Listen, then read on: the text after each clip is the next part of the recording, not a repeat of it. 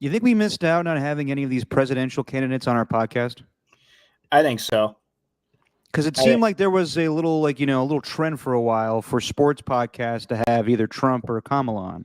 yeah, yeah. They really could have swayed their voters one way or another, I think, if it was, you know, Us? or any of our listeners, any of our 7 listeners out there, they would have gotten 7 different votes. Yeah, I think I think we would have made all the difference. Yeah. We Um, could have changed the outcome of the election. We could have we changed the changed the world. world, my friend. We could have changed the world. But you know what? It's all good. I was thinking like maybe we could have gotten a politician on, like Stephen and Derek talked to Mayor McCheese. Like, I don't know. Like, to me, we're coming to you live election night, Tuesday night, and I understand that this is a very important time in our country. Totally get it. But I didn't feel the need to have all of those podcasts having more so Trump. It seemed like he was going on sports podcasts. And I think Kamala went on what? Club Shay Shay? Club Shay Shay. Yeah. So Call like her daddy. what's up? Call her daddy. She went on Call Her Daddy. What the hell's Call Her Daddy? It's a podcast that started with Barstool. Then it featured two women, and then one of them had a falling out because of some contract with Barstool, and then the other one continued with the podcast and ventured out on her own, and now it's one of the most successful podcasts out there right now. Well, good for them. And Yeah. but yeah, I just You want to know her name? Sure. Alex Cooper, but you say it real quick. Sounds like Alice Alice Cooper. Cooper. Yeah. So sometimes I get really fooled by that. Oh my God, Alex Cooper's interviewing Kamala because Jesse likes Call Her Daddy. So I'm like, what? Alice Cooper, the singer, Milwaukee? Yeah. No more Mr. Nice Guy. School's out for summer? Yeah. But no, it's Alex Cooper. I believe it's pronounced Milwaukee. Milwaukee, Yeah. the good land. That is one of my favorite scenes in Wayne's World, where It's so random. Alice It's Cooper so knows a lot about the world. It's so out there. But no, a security guard knows a lot of information, don't you think? Yeah, and then but then they use that later on in the movie. Yeah. By the way, little known fact: Chris Farley was in both Wayne's Worlds, but 2 different characters. Oh, that's right. He was he's the security guard that knows too much, and then the second one he's like just some roadie. Yeah, the roadie. I like the roadie one better, but it's hard to choose which one because he was more, I guess, physical in the first one when he's like, go there, go there, and that way, go all the way around my back. Yeah. But then in the second one, what was it? He was just like he was like in a group. It was like him and the main roadie. That's like the trippy dippy. Like, I'm gonna teach you guys how to put on Wayne Stoke. Right. Yeah. Right. Wasn't he the one who was like, God, I don't remember his name in the movie, but he's like, why don't you go home? Because I got no place else to go. Yes, that was 100% it. Yes, 100%. All right, off on that tangent. What I was going to say was, I just find it hilarious that, Shannon Sharp is having to issue an apology, being like, "I'm sorry that you guys caught me tapping that ass, and next week I'm having Kamala Harris on." But whatever. Okay, so Trump went on bussing with the boys, which I was like, okay, that's definitely, definitely bold. But then today, and I don't mind Will Compton. Sometimes okay, you're a little annoying. But today he's like, I hear everyone out there telling you, go out and vote, go out and vote, go out and vote. And I'm telling everyone, subscribe to my podcast. That's the main thing today. Subscribe to my podcast. I'm like, no, dude, can't have it both ways. If you want to be impartial, if you want to be down the middle, then be that. Don't have Trump on your podcast. But then you can't act like I don't give a shit about voting. Come on, you had the guy on your podcast. You got to at least act like it's a big deal then. Yeah, but you can't really tell them anything. I don't really have an opinion on other podcasts because we're still growing, obviously. True. And theirs is a massive operation, and it's really, you can't really tell them anything. They could have whoever they want on, and they could still sway one way or the other. Like, No, I of get it, course. but I also just burped in the middle of my word. I noticed that. I was going to call you out, but that was disgusting. I got this LaCroix, and it's making me a little gassy. So I apologize. It has stopped you before from cutting ass on this podcast. But no, my thing is, I saw the clips on the pod, and I seen them on Joe Rogan, and Real I've quick, seen them. sorry to cut Yes. you off there. Is your mic plugged in? Yeah. Okay. Yeah, it's got the green thing. Okay. It's not on. Now it's on. Yep. I have a keen ear for audio, my friend.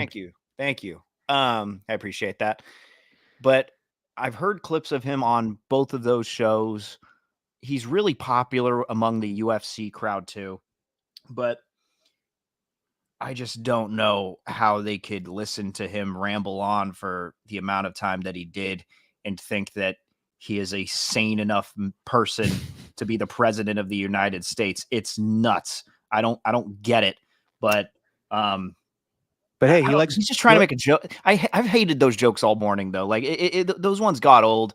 Maybe it's because I didn't make one first, but just all of the, well, it's a very important time, everyone. One of the most important days in the history of our nation, trade deadline day. Well, and I saw like 18 variations of that. Yeah, and yeah, I'm glad you pointed that out because that is basically the joke I made the last few podcasts. Yes. But I thought about tweeting that out today. I'm like, you know what? Nah, because that's so annoying at this point. Like, we get it. Trade deadline's the same day as the election. And hey, I think the big thing we could take away from Trump being on those podcasts is he's a big fan of Purdy. Really? You see that one clip? He's like, I love Brock Purdy. He's not Mr. Irrelevant anymore. No way. Yeah. Oh my God. Yeah. I didn't hear that. I didn't hear that at all. Oh yeah. But he couldn't remember his name at first. He's like, who's the guy that got drafted last? Oh, Brock Purdy. Yes, he's good. He's a good quarterback. Not Mr. Irrelevant anymore. All right. Anyway, politics aside, what's going on, everybody? Just your opinion, man. Stephen Langford, Derek Papa. We hope that we are a distraction to what's going on in the world tonight. So come have fun with us tonight. We're going to laugh. I got to do some hot sauce. So if you want to laugh at me, and you probably won't because I handle this shit pretty well. But I finally lost because I was bold in taking the Browns and who else did I pick stupidly? The Giants. So I'm going to do a little hot sauce later on. And I want to give a shout out to everybody that came by for our first annual Just Your Opinion Man meetup at Massey. I still don't even know the name of the place. Massey's,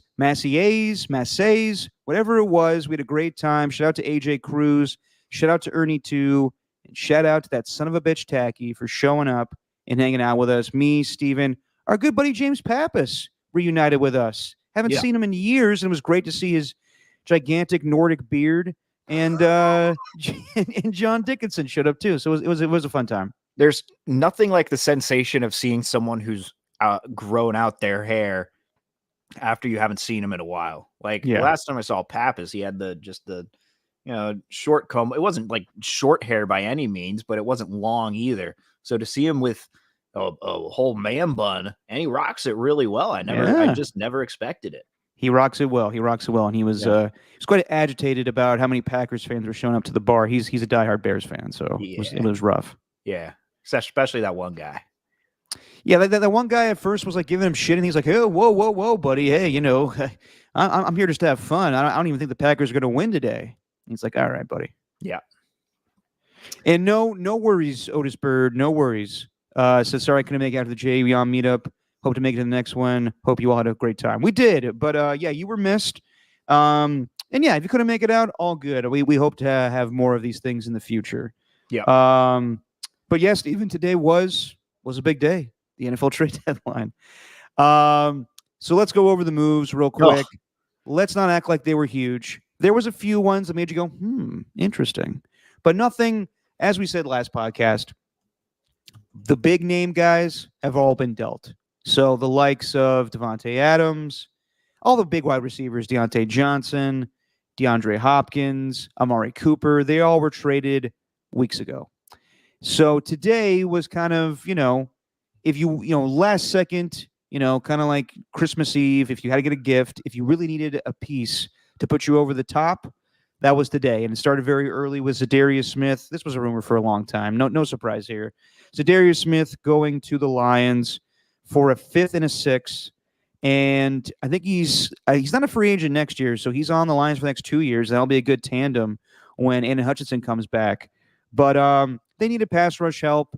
And yeah, I floated the idea of Max Crosby. You know, they never were going to get him or Myles Garrett. So this is a solid move for the Lions, I say. The best, honestly, in my opinion right now, best team in football. It was necessary. It was, in the words of Jorge Masvidal, it is super necessary for the Lions to make that move. I thought that was... Or Patrick O'Houlihan. Necessary? It's necessary like drinking my own urine. Steroid, I like the taste. Yes, it was. I thought the Lions were the winners of the day. Honestly, I thought the Lions may have won the day, but I thought the Chiefs won the deadline. Like, I can't think of anyone who had a better turnout than the Chiefs. I mean, the guy that they just traded for, DeAndre Hopkins, ended up scoring 2 touchdowns on Thursday or on Monday night, while the other guy that they got, Josh Uche, like, he was one of the big pass rushers from the Patriots that was being dealt. So I think overall the Chiefs might have won the deadline, but Zadarius Smith going to the Lions, I think that was the big move of the day. I think so too, but don't sleep on, Marshawn Lattimore going to the Commanders. Now, prior to that, Adam Schefter, I believe on Sunday or Saturday, wrote that he believes the Chiefs were going to go big on Marshawn Lattimore. And if that happened, that probably would have been a wrap. If they got him, like, they're a good team, but man, if one thing about them is off, it may be the offense at times, but the secondary is very young. They got Trent McDuffie and Joshua Williams, I believe, is injured right now. So if they got him, that would have been a big deal. But the Commanders, I like them going for that. It cost them a third, a 4th, and a 6th, I believe, to get Marshawn Lattimore. And yeah, I mean, their offense is humming right now. Defense, they got pass rushers here or there, but secondary is kind of flimsy, and they got a shutdown corner in Marshawn Lattimore. So if there was a huge move today, I would say it's probably that one. Marshawn Lattimore going to the Commanders. Yeah, I think the Commanders also got a draft pick in return as well. They did, yes. If I'm not mistaken. I think it was like a 5th rounder or something along with Lattimore. So, yeah, and you just saw me pick my nose on the air. Look, it was... God, you're just gross tonight. I know, but whatever. We're all humans. We're all gross people at the end of the day. That is true. We are. But I think with Lattimore, the only thing would be health. I think that's kind of always a concern with him. He's been out for quite a bit of time in his career. And the only sad thing is we don't get any more Marshawn Lattimore, Mike Evans matchups anymore. No battles between those two. Yeah, in division at least, yeah. Which were usually better than, I don't know, say the Jake Paul, Mike Tyson fight that's coming up next week. Like, watching Mike Evans and Marshawn Lattimore throw down has been a true pleasure over these past few years. So I'm sad that that's over. Yeah, I mean, tough couple of days for the Saints. Dennis Allen gets fired, and everybody's blaming Derek Carr for that, especially Michael Thomas. Good Lord, we'll get into that later. That guy's unhinged. And then they trade away Marshawn Lattimore. But some good news, the Pope loves himself some Saints. How about that? Has he done this before where he accidentally has tagged the Saints and in a tweet and meant it to be talking about Saints, but not the New Orleans Saints? Yeah, but you know what, though? I don't blame him. How about the Saints get themselves a new hashtag on X so that they could show their little logo next to it instead of just having hashtag Saints? How about you be creative with it? Like, don't they have like Who Dat? Apparently not. Oh, they should have that. I mean, let me type it in. Let me just Who Dat? They should have that. Let me just Who Dat? No, it's Saints. It's just Saints. Damn. Everyone else has some creative hashtag. Like Jesse's got the Sharks on TV right now. #1 overall pick Macklin Celebrini back tonight. But the Sharks hashtag with their logo is hashtag the future is teal. The 49ers hashtag faithful to the Bay, FTDB. Oh, that's what that means. Okay. The Raiders hashtag Raider Nation. like the Saints got to be more creative here because you're fooling people like the Pope. Poor Pope Francis. I know that old poor man. And I'll put on the Sharks here. I forgot they were playing tonight. Thank God there's hockey and some action going on tonight. But as far as the trade deadline, other moves that were made. Mike Williams got traded to the Steelers, and Aaron Rodgers was live on McAfee when that happened. He was like, it's always sad to see a teammate go, and you wanted him gone. He didn't like Mike Williams. So he's leaving. They got Devontae. I thought they maybe would keep him with Alan Lazard on IR for the next couple of weeks, but I guess they're that confident in their offense. So they're moving on. Mike Williams goes to Pittsburgh for a 5th round pick. Preston Smith, a pass rusher for the Green Bay Packers, who I guess hasn't been used much this season because he's not comfortable being in a 4-3 defense. He's more of a 3-4 outside linebacker. He gets traded to the Steelers. Steelers made some really good moves today, getting a wide receiver and more pass rusher going along with TJ Watt and Alex Highsmith. You thought that the Bengals should trade for Travis Etienne. They did trade for a running back. Yeah. Khalil Herbert for a 7th round pick. Did not understand the Cowboys wanting to get Jonathan Mingo for a 5th round pick. That guy's hardly caught passes. So by all means. Yeah. Didn't they traded a 4th round pick to get Amari Cooper, right? They traded a 1st round pick to get Amari Cooper, the Cowboys. But this is a conditional they got 4th. A 4th round pick in return for Amari, I think. Probably. Yeah. But Jonathan Mingo, this is a conditional 4th. So if he gets a certain amount of, he hits a certain amount of thresholds, this goes to a 4th round pick, which, Jesus, Jerry Jones, you trading 4th round picks for Jonathan Mingo and Trey Lance? Jesus. Okay. Should I bring up my proposal about owners now, or should I do that later? Because this jogged my memory. Or should I save this for the Raiders conversation? Because it was more pertaining to the Raiders, but Jerry Jones is kind of lumped in with this proposal that I have as well. We'll wait. Save it. Wait. Save it. Just to round out the NFL trade deadline, let me know if I'm missing anything. Brandon Browning went yesterday to the Cardinals for 6th. I think that's it. Can't think of anything else that went down today that was significant. Khalil Davis? Oh, yeah. Sorry. I forgot the Niners move. Right at the gun. So they now have Khalil and Kalia Davis as defensive tackles. I was very confused. As far as the Niners, I know everyone's, not everyone. I think some fans are reasonable, but there's some out there that are like, how come we didn't get Tyreek Hill? How come we didn't go get this guy? Or DeForest Buckner. DeForest Buckner was never going to get traded to the Niners. They're not going to go back on that. But Derek, the 49ers aggregator account said it was going to happen. I know. Well, they say a lot of shit on those aggregator accounts. And I've noticed too, most of those aggregator accounts are just there to piss you off. Yep. Like, that's why I've officially unfollowed Dove Kleiman and NFL notifications and all of those stupid websites. At first, it was okay. I can get some information that I can get from not having a paywall.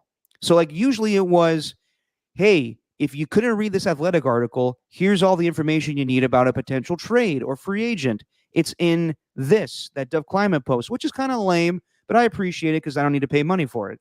However, most of those posts now from Dove Kleiman are just to piss you off, are just stupid shit like, man, Josh Allen just threw a pick. Is he washed? I'm done.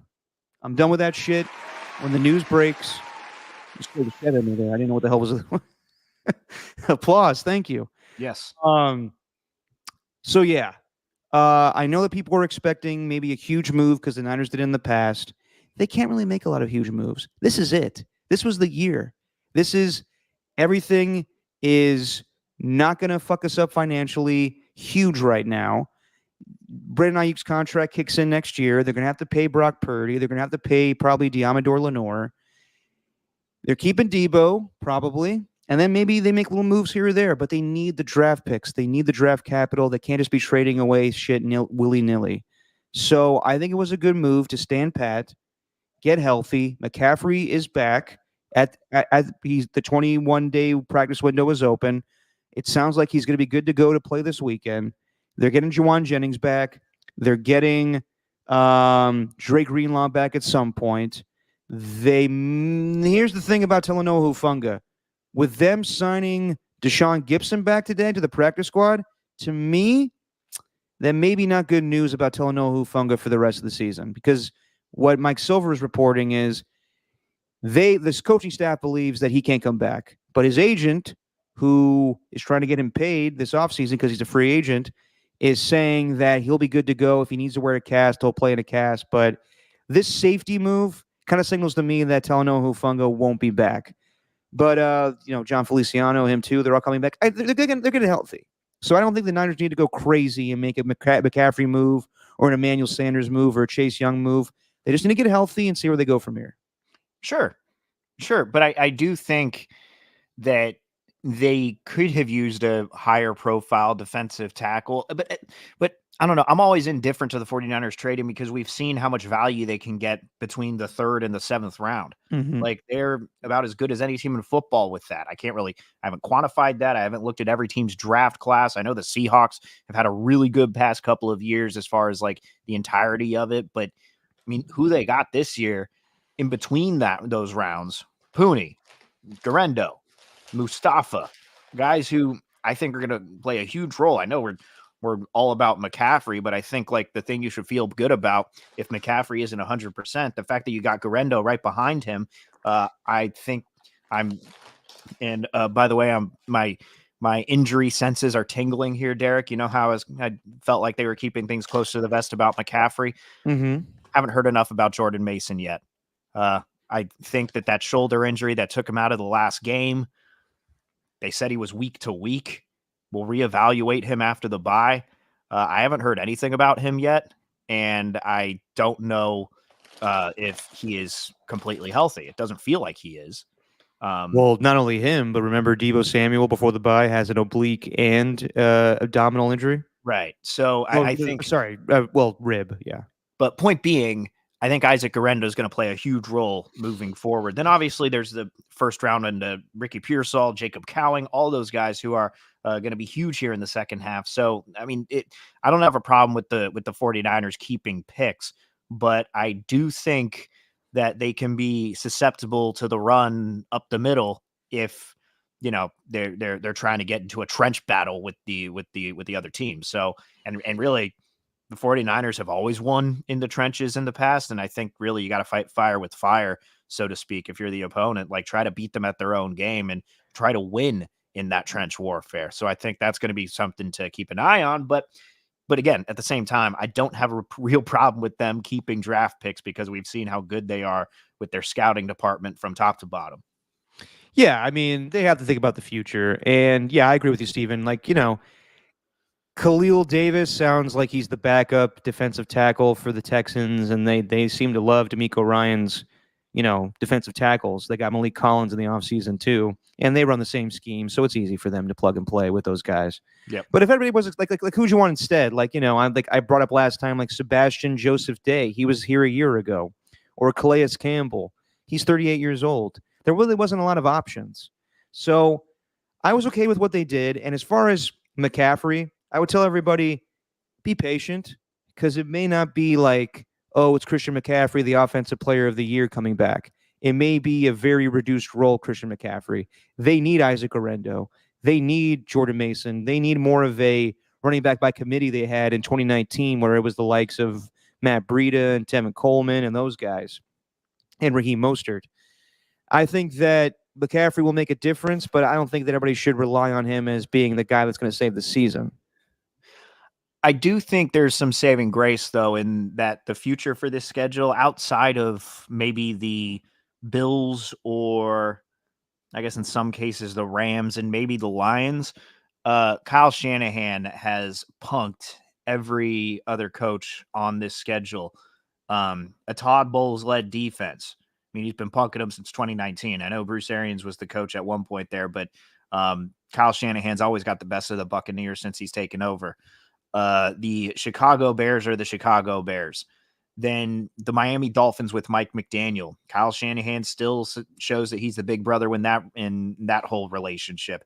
And then you got the matchup with the Arizona Cardinals at the end of the year. So I do think that there's a significant coaching advantage the 49ers have. So I think that could also kind of mitigate any concern about McCaffrey not being at 100%. It doesn't have to just be on the players in the second half here, to me. And I'll say this too. Having Achilles tendonitis in both legs, when I hear tendonitis, the first thing I think of when it comes to running backs is Todd Gurley, because he had knee tendonitis. I don't know if tendonitis is something that can just go away. Maybe. I'm not a doctor. And that's why I think McCaffrey went to Germany to get some special goo on these things. But some special goo? Some goo, baby. Put that goo on those Achilles. You think he went to Germany to get some injections, to get some goo, yeah, to heal up his tendonitis, or ooze, like Ninja Turtles #2, yeah, Secret of the Ooze. Mm-hmm. Go ninja, okay. Go ninja, go. Okay, I just needed some clarity. All right. Shout out Guru too, by the way. Thanks, thank you, Otis Bird. He didn't go all the way to Germany to hang out with Goo. But with Achilles, you don't want to fuck that up. That's why they're being extra cautious with this. But does this kind of remind you a little bit of Kevin Durant coming back too early with the Warriors in the finals? No, because that was within like 2 weeks. It's been a long time. I think really slow played this. My guess is wasn't the whole point of McCaffrey going to Germany so that he could speed up the treatment? Because but when you speed something up, I mean, that's the whole thing. Is like it's not a great injury for him to have because he's such a competitor and he has such a high level of work ethic, I guess is the way you describe it. It's not great. I do think it's going to take some getting used to. But again, I think the 49ers are very lucky. I think Isaac Guerrero showed a lot in their last game before the bye. I thought he was huge in that second half. And I really get that there's like a lot being put on this. Like, oh, they're back to being a Super Bowl team now. Obviously they're getting healthy, and you've seen what that could do to a team like the LA Rams. So minus, as long as McCaffrey doesn't punch another player and get ejected.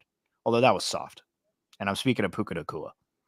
Well, fuck me over because I decided to start Puka over Jackson Smith the Jigba.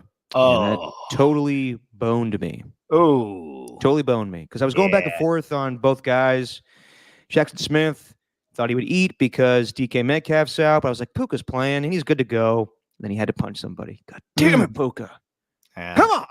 Yeah. Such a soft-spoken, nice guy. What are you doing? And then we'll get into Brian God. Branch too. I thought that was bullshit that he got ejected for that.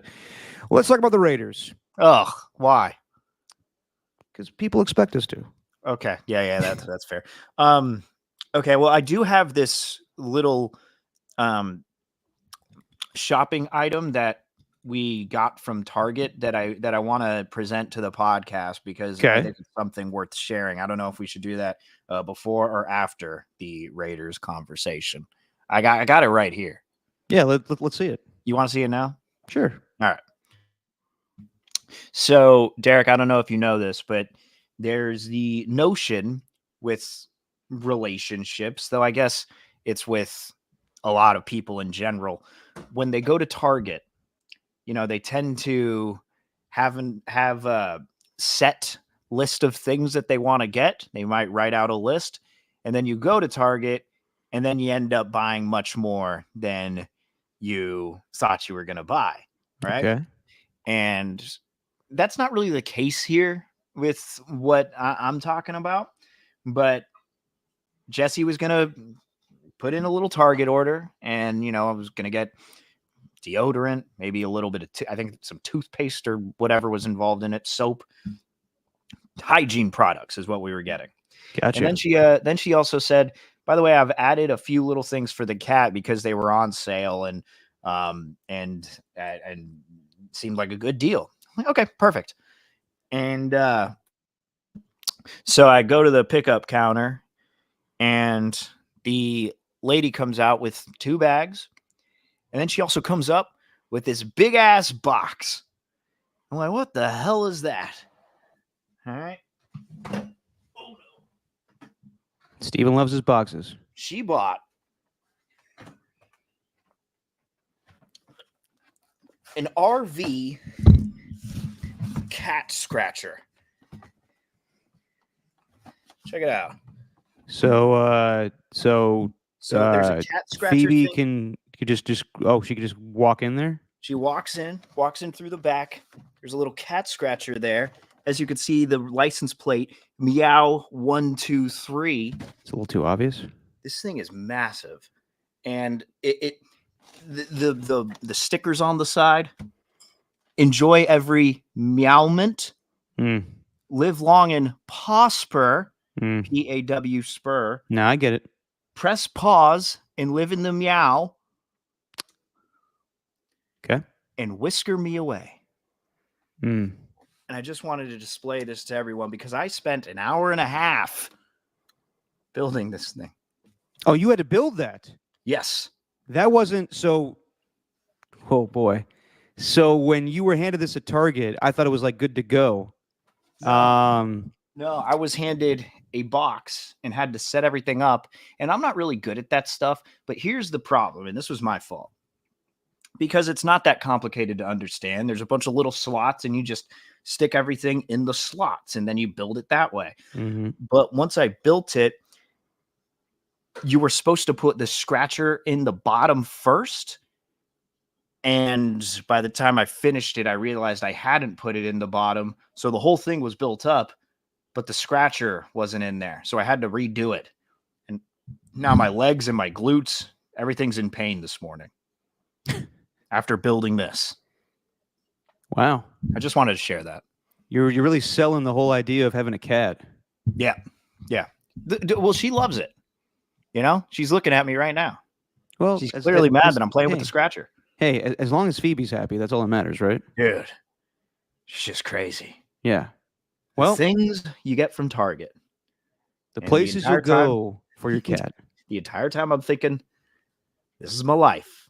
Yep. This is my life. So how much did that cost? $20. So it was a good deal. Okay, that's easy. It's a great deal. It's a great deal. $20 and it's not good to go? You got to build it? Yeah, I had to build it. That's a pain in the ass. Yeah, the lady comes out with it. She's like, "Oh my god, this is the cutest thing I've ever seen."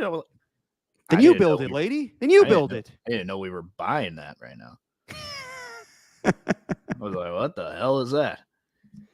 Anyway, yeah.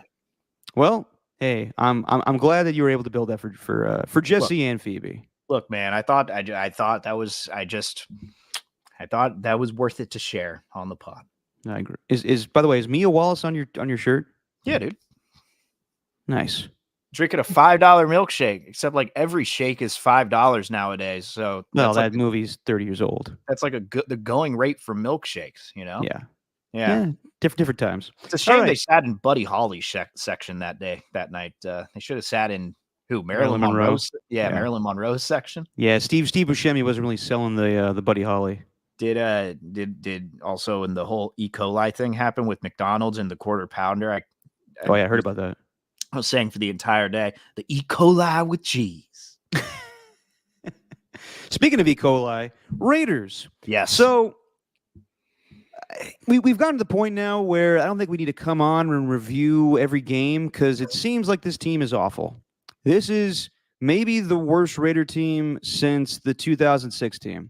And you and I have been doing this podcast for 4 NFL seasons now, and this is by far the worst Raider team we've talked about. For sure. So I'll briefly just say they look terrible. Joe Burrow lit him up and did not enjoy doing it. He was pissed off the whole game, and that shows you how dedicated a QB is.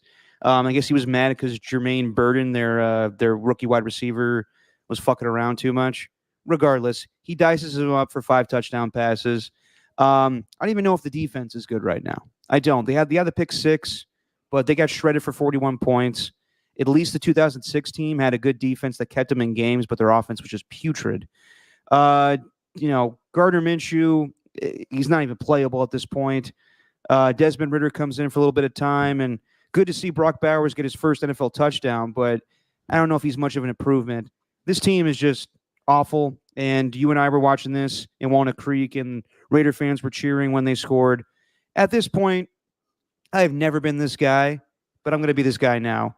Raider fans should root for losses because I don't see how this team improves unless they get the first overall pick. They need a quarterback so desperately, and it's important for them to have their pick of the litter, cats, Nice.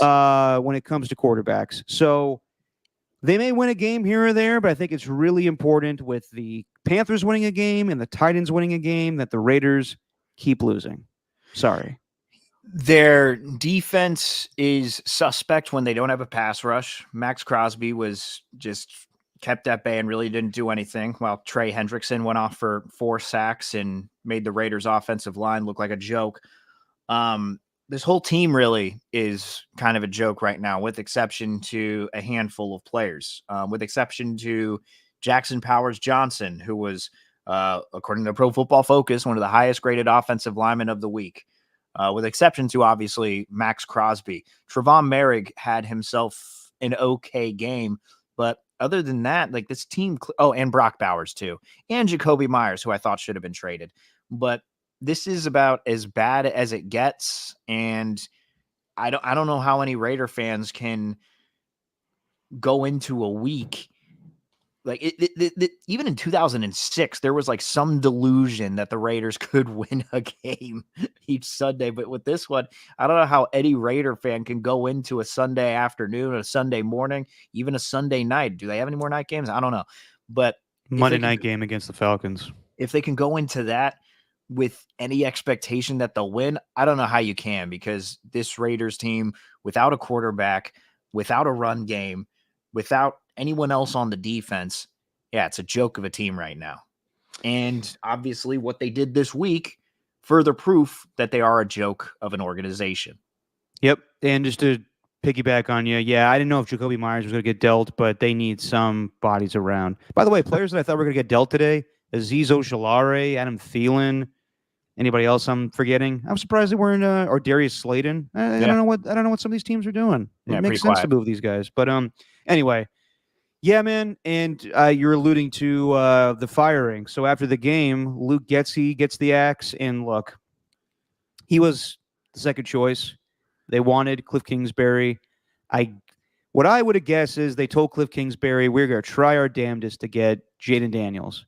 And then the Commanders, who have the second overall pick, called Kingsbury and said, we're not going to give the Raiders any opportunity to get Jaden Daniels. So you might as well just come and be our offensive coordinator. And that's what happened.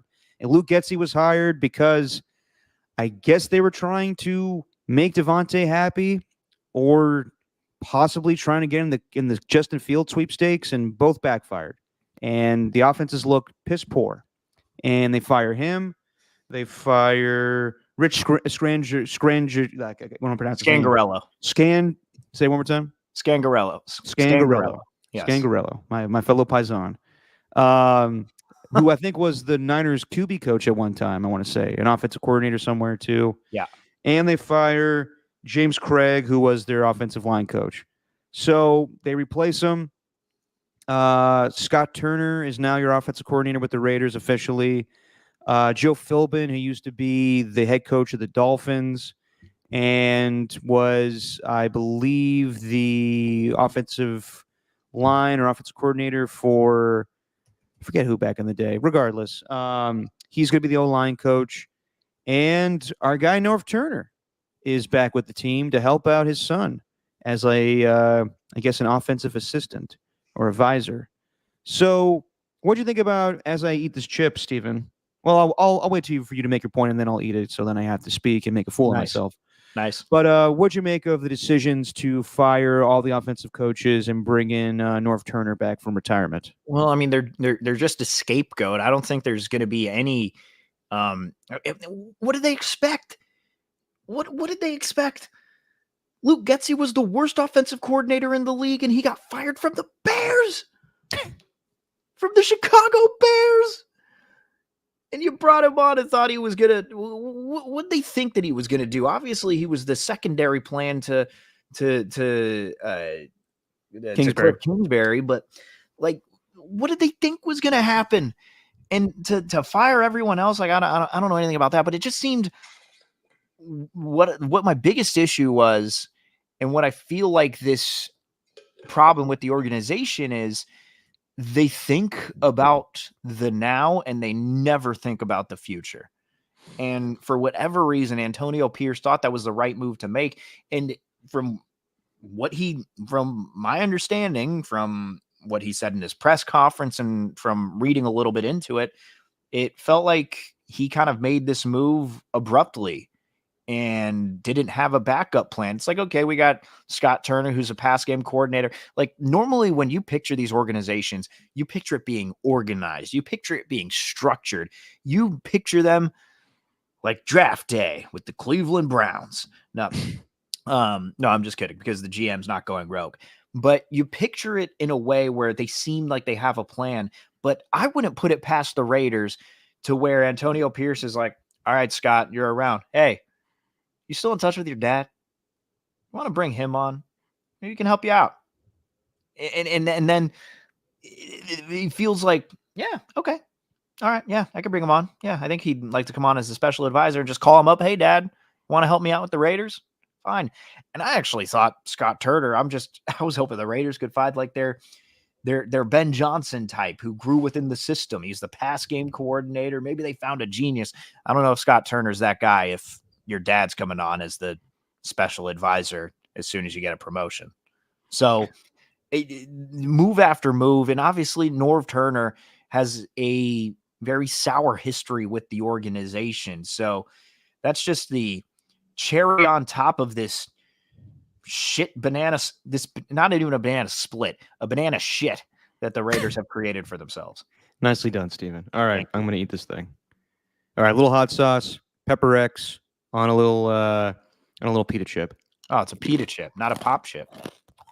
No pop chip this time. Tingly. Okay. Ew. Well, here's my thing.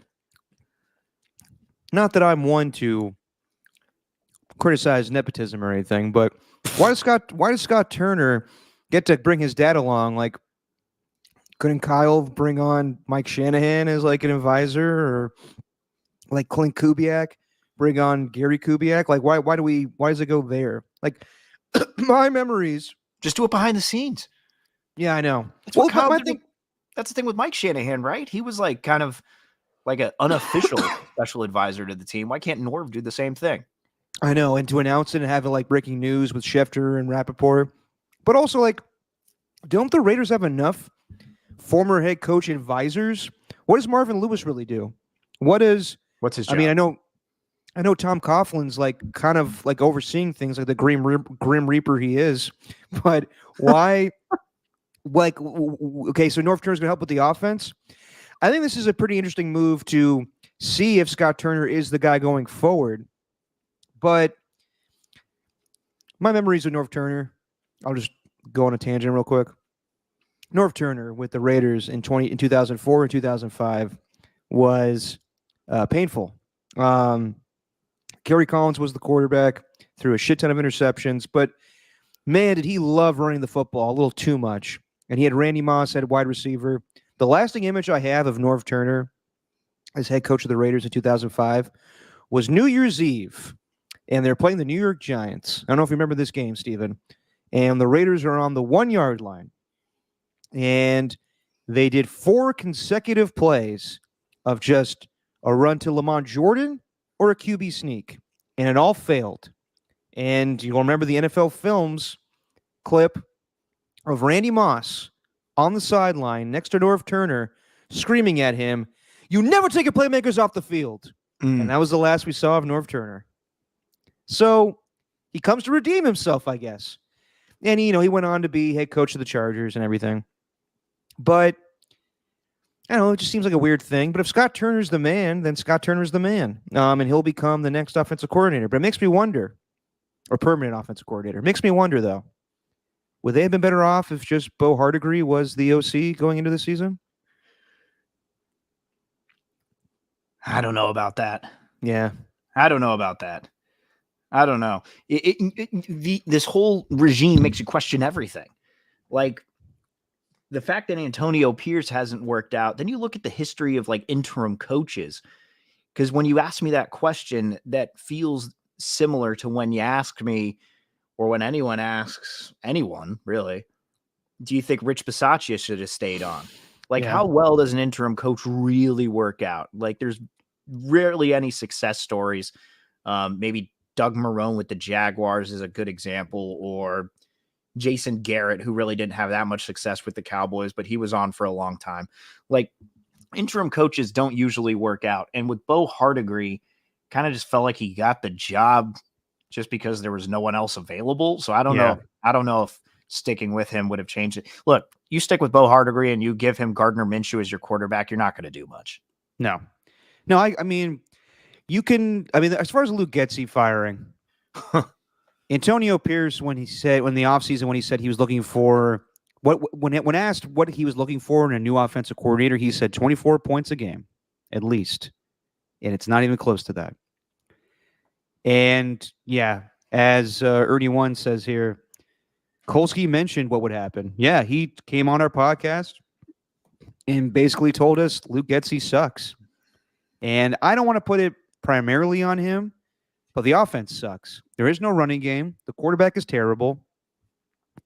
I don't know what else he could have really done. Maybe the scheme would have been better. I will say Aiden O'Connell looked like he actually ran the scheme while Gardner Minshew just kind of freelanced and improvised through the offense. But yeah, it wasn't really that sexy of a hire to begin with. So it wasn't like, oh my God, Luke Getsy. Like, they really needed a Cliff Kingsbury, another head coach to run the offense for Antonio Pierce. That's basically what's going down in Minnesota right now. Kevin O'Connell runs the offense, and Brian Flores, a former head coach, runs the defense. Ben Johnson runs the offense for the Detroit Lions. Dan Campbell makes his crazy decisions here or there, but it's Ben Johnson's offense. They needed a leader on that offense, and they didn't get it. And this makes me also wonder, Steven, with these moves being made, would you say that the Raiders are more inclined to bring Antonio Pierce back after these moves were made? I don't think so. If these were your high, because these are his guys, right? And Mark Davis doesn't like to be embarrassed, and I think that he could see that his organization is the laughing stock of the NFL right now. Are they really his guys? Who? Antonio Pierce. Yes. You 100% believe that he said, I want Luke Getsy as my offensive coordinator? I believe that, yeah. I'm not so sure if Antonio Pierce is handpicking his coaches. I'm not so sure how much say he has. It might be a leadership council thing between him and Telesco and Mark Davis. Mm-hmm. To me, the firings of all three of these coaches, it could mean that Antonio Pierce is on the hot seat, but the way that I perceive it is they're evaluating everything as far as the roster and who should be on this coaching staff. And Antonio Pierce gets none of the blame for it. So the way that I'm reading into it is that maybe Mark Davis gives Antonio Pierce a pass. That, okay, we gave you a bad roster. We gave you a bad offensive coaches. We'll let you have more say next year, possibly. But it's going to be a short leash. But I wouldn't be the least bit surprised if they bring Antonio Pierce back from this awful season. I wouldn't be surprised if he stepped down. Does Antonio Pierce look like he's having any bit of fun? Well, that would be lame if he did, because that's his dream job, as he's always said. Well, yeah, but it's okay to admit that you got a little too in over your head thinking that this could happen. Like, maybe he could just admit, like, I'm not ready to be a head coach yet, because it doesn't seem like he is. Have you ever seen him coaching on the sideline? No. It doesn't feel like we have. Like, no, I'm not. Look, I'm sitting on my couch. I understand that. I'm not part of the game, but good God, every time they cut to him on the sideline, he just looks pissed. And then doing interviews, he doesn't want to answer questions about it. Like, I don't know. I think he's just done such a bad job, and I don't think he wants to leave this kind of even worse of a legacy that he could leave with this Raiders team? Like, does he Ye- really want to end his Raiders coaching tenure lasting for 2 years and his team being a complete joke? Well, maybe, yeah, but like it's like it may be that he's been told it will be a shit sandwich for one season, and then we can start building this thing up. Yeah. And maybe that's why Devontae wanted to go. Like maybe they're telling Antonio, okay, this is going to be rough. We'll try to get Shador next year. Tom Brady's going to lead this thing. But then again, like you think Tom Brady's sitting back and thinking, man, Antonio Pierce is the guy to lead us to a championship. You know what? The biggest criticism Bears fans have right now, and they're 4-4 right now. You know what their biggest criticism is? What's Their that? coaching. Coaching. They want Eberflus fired. And you know what? I would not be the least bit surprised if they do fire him. Because if they probably will improve from their record a year ago of 7-10 and probably go 9-8, 10-7. We'll see if they make the playoffs. I guarantee you that some people are going to think we could do better. We could do better with Caleb Williams in this offense. There are little things that we're doing that are not getting this team to the next level. And that's how I feel about the Raiders kind of settling for Antonio Pierce. There are better coaches in this division, and there are better coaches available in the offseason. Not saying Belichick's coming aboard. I would have to think that Brady's relationship with Vrabel would help that to become the head coach. And I'll tell you what, if they are going for Shador Sanders, I am all in on making it the best environment for him. Go get former head coach and current Colorado OC Pat Shurmur as your offensive coordinator. Okay. I don't think that would be a bad move because he knows this league, and I think that would be not a bad transition for Shador. But you can't make it too comfortable. Like you can't have Dion all over the building all the time. Right. But yeah, I mean, if Antonio Pierce did step down, Steven, he would never get another chance in the NFL as a head coach. Right. It would just be a bad luck to step away after a shitty season and be like, I don't want this job anymore. That would not be a good look. Like Doug Marrone had a hard time getting the Jags job after that. Right. So because he said goodbye to the Bills. So yeah, I think he's, you know, I mean I'm sure he picked Marvin Lewis to, you know, be his assistant head coach. The hot sauce is coming up. But yeah, man, I don't know. I have no idea what the hell's going on with this team. They definitely want a quarterback, and they're definitely trying to go for the future. They're not, I mean, no one will say we're tanking, but the moves they've made suggest it. And yeah, I have no idea what Mark Davis thinks of Antonio Pierce. I believe that maybe he wanted to go bigger because he has to sell this thing to Vegas. But the pressure from the team of Devontae and Max Crosby, he caved and didn't want to go through the same thing with Rich Bisaccia going to Josh Daniels, or Josh McDaniels. But maybe he realizes that we got to get a guy that's done this before to lead them to, you know, hopefully a brighter future. Right. And I don't know, man. While Mark Davis is the owner, I don't believe any of that's going to happen. Well, let me hear your thing about owners, because you were going to bring it up with Jerry Jones and kind of relate it to Mark Davis. I'm kind of half joking here because this is never going to happen, but it's a Okay. proposal. Okay. Watching the news, election coverage, and seeing the ballot boxes, I think they're holding a polling station in Allegiant Stadium. Okay. So it had me thinking. I think fans know when their team's owner is screwing them over. I don't know how you'd regulate this.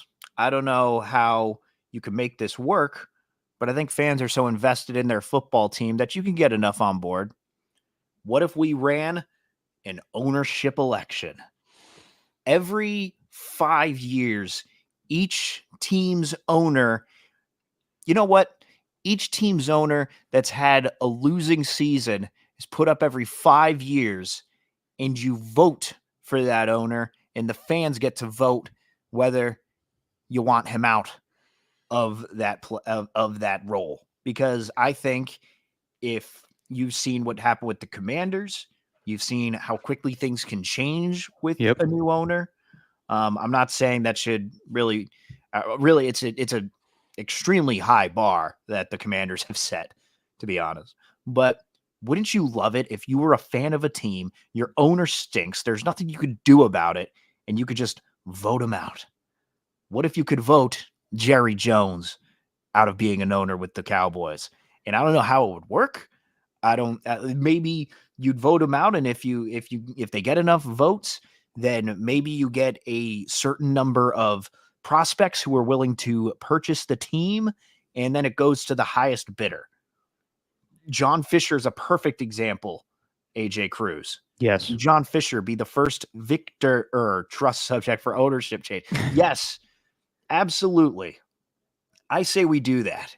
You vote on your owner every 5 years. That owner's job is never at stake, and it needs to be. No one ever looks at the owner. Some people do. But I think we need to give the power of power to the people. Turn the NFL into the democracy. The NFL is all about voting now. The NFL loves to do this voting initiative thing. Same with the NBA. We should be able to vote whether we have the owners of our team stay as the owners of our team. Are you saying this across sports or just the NFL? Make it across sports. I love this idea. I think it's I am all for it because once upon a time I thought we shouldn't have owners in sports to begin with. I thought they just get in the way. They meddle too much. It's annoying. Should be run by the fans, the people that actually put money into what the product is. It's all of our money. It's all of the people that love to watch sports. I love it, Steven, but it's not realistic whatsoever. How in the hell would it happen? I know, because like if they took the team away from you, do they get the money back? It's like if a player retires, they get like a certain amount of that money. Yes.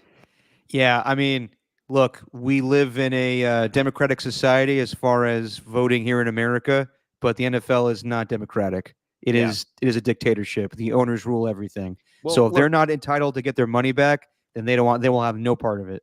Well, as we know, Derek, democracy doesn't create any sort of division, as we've seen from these last few years with the election. Mm-hmm. It would be smooth sailing moving forward. There wouldn't be any divisive behavior among the fan bases if you were to do that. Oh God, yeah. Like, can you imagine the people that are like, I like the job Mark Davis is doing. Oh yeah, well you know what, you're part of the problem, and like you just have turmoil with the fan bases. Good Lord, Mark Davis filing a lawsuit for election fraud. Yeah, that definitely would happen. You can't mail in these ballots of impeaching me as owner. The Dominion voting systems, they're off. Yeah, Wait, you know what? God, you know what? Let's say things don't go well for Trump in this election. He would definitely try to get back in the NFL because we all know his. By the way, anybody that wants to, get away from the election a little bit and have fun with Trump in his past with sports, highly recommend the 30 for 30 small potatoes of how he fucked the USFL. That was a growing thing in the 80s. It was fun. From what I've seen, Steve Young, Jim Kelly, Herschel Walker, Doug Flutie, it was thriving in the spring. And then Trump was like, we can make it better in the fall if we challenge the NFL. And they sued the NFL, and they won. But I don't know the details, but for whatever reason, they got the earnings of the settlement, $1. Just one fucking dollar. And as Trump said in the interview, it was small potatoes.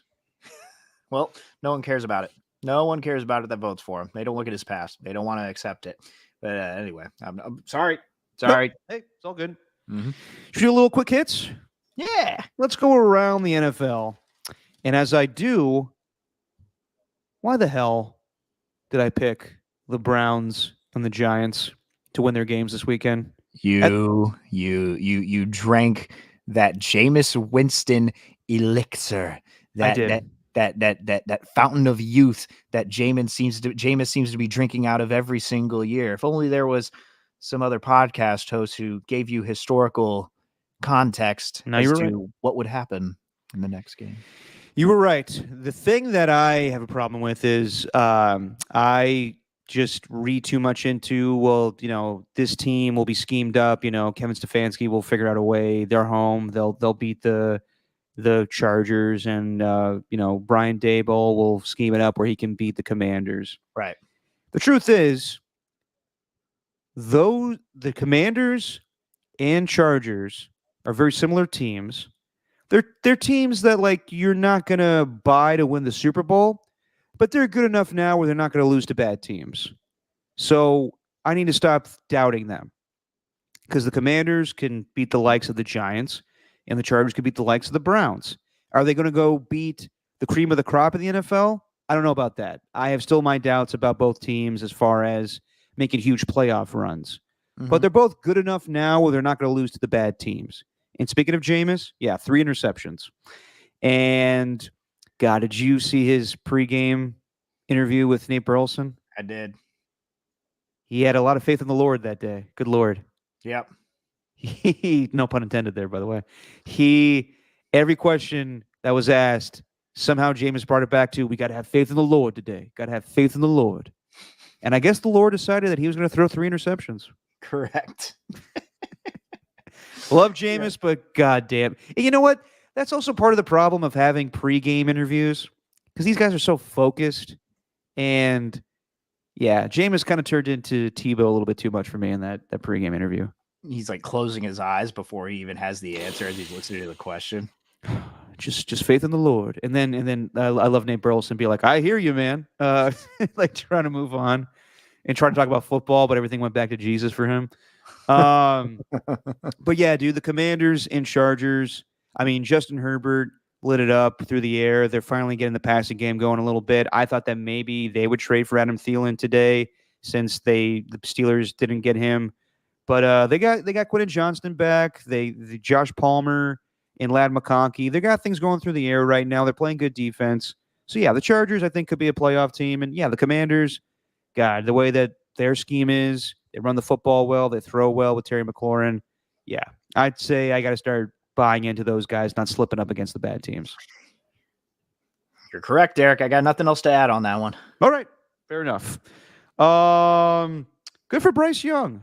Good for Bryce Young to get a win. Yeah. A lot of trade speculation with him, but he went out there and had a good solid game against the New Orleans Saints. And I don't think the Saints played poor or anything. It's just the Panthers had a good game. And man, Derek Carr. Derek Carr did not have a bad game. First game back, I thought it was pretty good for the situation of coming back from injury. Some people thought that Chris Olave was laid out to dry, and that's why he got injured because of Derek Carr. He threw a pass that put him in harm's way. And Michael Thomas, man, should I read some of these tweets? Yeah, please do. All right, I'll find him. Michael Thomas, my man, maybe going down the Antonio Brown route. He has no job. He's been out in the NFL for a year now. Yes. Was on the Saints for most of his career, actually all of his career.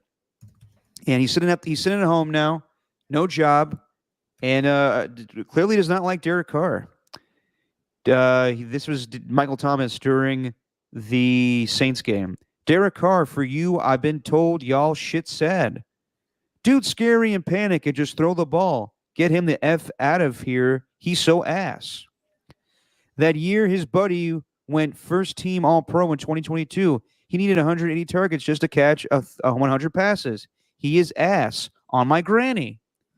Dude tried to lie and say I was jealous of them making Chris wide receiver 1 whole time. He can't even get him a decent ball. He need his ass whooped. They fired all them coaches trying to cover his flaws up. He's still doing the same shit. Not only that, Michael Thomas went to the streets, filmed a video of himself asking random Saints fans on the streets, do you like Derek Carr? And of course, all of them said no. Or I guess just the one guy. I was like, Michael, what is wrong with you, man? What happened to you? Well, he's accused Carr of the same thing, right? Like getting him out of New Orleans. Yeah. And I mean, he was on the downward spiral of his career anyway. They were going to cut him, right? But I don't think he believed that. No, of course not. But yeah, that led to Dennis Allen losing his job. They lost 7 in a row, and people are going to say like Derek Carr got Dennis Allen fired twice. Injuries. Derek Carr did not play bad this season, in my opinion. He had bad moments, but he lit it up those first 2 games, and they just have been terrible since. But Dennis Allen, I mean, he was on borrowed time. He was lucky that he got retained last year. There was so much high expectations with the Saints a year ago, and then they got hot at the end. People questioned if he should have been there, but it was a matter of time for Dennis Allen, unfortunately. Yeah, I think so. But but with Derek Carr, though, we know this. He is who he is. He's gonna be very inconsistent. Some games, like the first two, he's gonna look like an MVP. Then the next games, you're wondering who the hell that is under center. Like, this is no surprise that it went this way. And I do like his response to Michael Thomas's tweets saying, "I don't know what I did to piss him off." It's like, yeah, you kind of did. Stop playing dumb there. You know. Hate the sin, love the sinner. Yeah, I didn't really buy his explanation. It felt like he was doing a lot of things you do when you're kind of lying and trying to convince people that you're like you're completely the victim.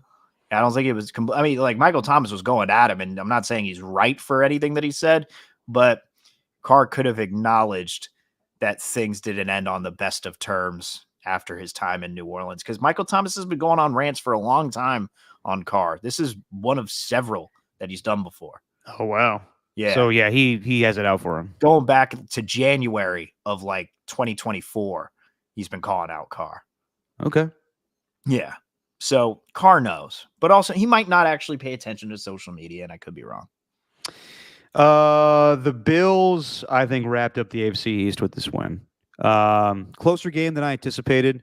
But yeah, the Dolphins came out and man, they have had their issues against the Buffalo Bills, and they played a really good game. Tua looked pretty good, throwing touchdown passes to Devon Achane and Jalen Waddle getting that one touchdown. And I totally forgot that Odell Beckham was on this team. Him just showing up out of nowhere, catching some balls. But yeah, Josh Allen looking comfortable in this offense. No Amari Cooper. I thought he could have been active for the game. Like having a wrist injury, you could be active and just be a decoy out there and just run routes, but not actually catch balls. But then again, if he's open and Josh throws to him, I don't know if he could catch the ball. But yeah, I like what the Bills are doing with their offense. They have a good running game going. Josh Allen having like an underrated MVP season at this point. Only two interceptions thrown. You saw the Keon Coleman play where he bobbled the ball and it got picked off by Jalen Ramsey. That's a play that a rookie's going to make from time to time. But yeah, the 61-yard field goal by Tyler Bass at the gun. Yeah, man. Now that the Bills have swept the Dolphins and the other teams all have Jets have 3 wins. Jets have 3 wins. Dolphins have 2 wins. Patriots have 2. It's basically the Bills division again. Well, and I think the departure of Stephon Diggs, I'm not saying like any quarterback's better without a number 1 receiver, but for whatever reason, Josh Allen doesn't feel that he needs to waste all his targets on Diggs, and he can spread the ball around. I mean, if you look at the numbers here, 25 for 39, 235 yards. Khalil Shakir, 6 receptions. Dalton Kincaid, 4. Mac Hollins, 5. James Cook, 5. Ray Davis, 2.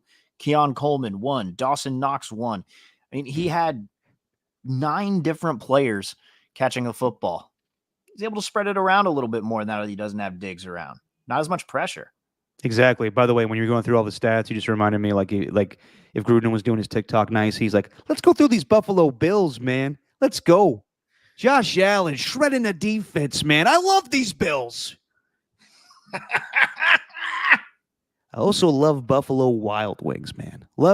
I love me a good wing. I can't even do anything. Oh, yeah. My God. So yeah. And the Dolphins, 2-6. I think it's going to be tough for them to get back in this thing, especially when their schedule is getting much harder as we get going.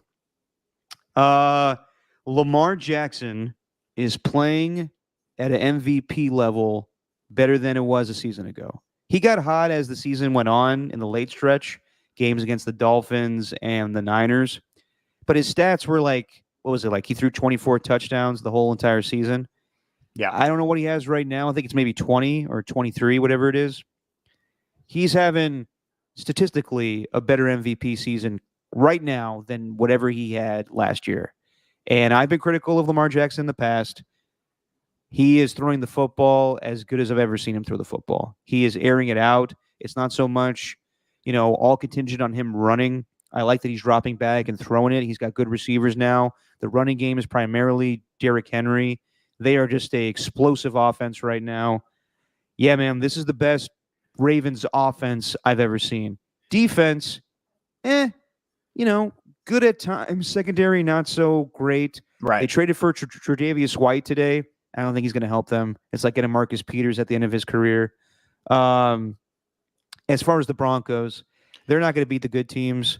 The only touchdown they scored was a little gadget play, like a Denver special of Cortland Sutton throwing to Bo Nix. So I'm not really buying the Broncos to be a playoff team or anything like that, but definitely buying the Baltimore Ravens in that offense right now. Similar to how Josh Allen doesn't have to rely on just getting it to a number one receiver and feeling that pressure, I think Lamar Jackson with an actual running back doesn't feel the pressure of having to run the football. I think he really took it upon himself to be the guy who has to be their leading rusher every single game, or at least the guy who is going to establish that run for them. But now that he's got a guy like Derrick Henry, he can focus on being a dual threat. But it felt like when he was a dual threat, he was much more of a threat with his legs. But now he's just as much of a threat with both. Yeah, 20 touchdowns to 2 interceptions this year. I mean, those are MVP numbers. Yeah, the Ravens look really good right now. But you know what the thing with Lamar Jackson is for me and the Ravens? We know they can do this. Like, we've seen potential like this. The question is, what do they look like in the playoffs? Because it just seems like they lay an egg whenever they get there and they're just on their way to vacation. So Right. I'm really curious to see what it looks like in the playoffs. I know we're halfway through the season now, and they do look a lot better. But I do want to see what John Harbaugh and the Ravens look like in the playoffs now. I'm at that point. By the way, I'm just noticing this in the chat right here. Sorry. What? Ernie, we shared a good meal together on Sunday, but I do not care for this. Derek has that Rudy Giuliani look. Ooh. I don't know if I like that. You can do it, David. Yeah. Was it give her a 5-second Frencher? Give her a 5-second Frencher.